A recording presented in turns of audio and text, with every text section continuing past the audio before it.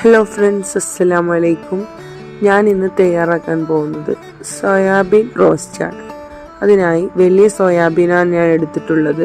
അത് ചൂടുവെള്ളത്തിലിട്ട് ഒരു 15 മിനിറ്റ് വെക്കുക. ശേഷം അത് എടുത്ത് ചൂടുവെള്ളത്തിൽ നിന്ന് ആ വെള്ളം പിഴിഞ്ഞെടുക്കുക.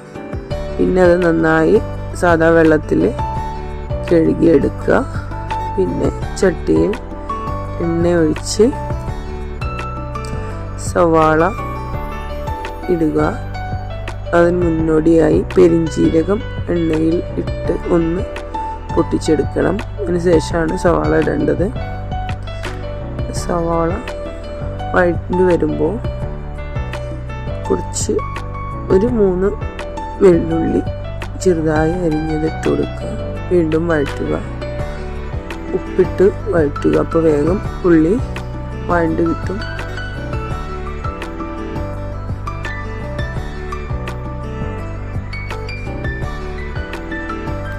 പിന്നീട് കറിവേപ്പില ഇടുക.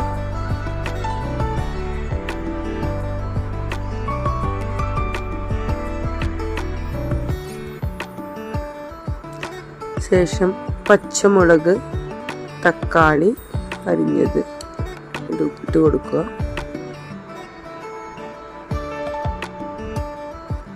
വഴറ്റിയെടുക്കുക. ശേഷം മസാലപ്പൊടികൾ മല്ലിപ്പൊടി, മുളക് പൊടി, മഞ്ഞൾപ്പൊടി, കുരുമുളക് പൊടി എന്നിവ ഇടുക.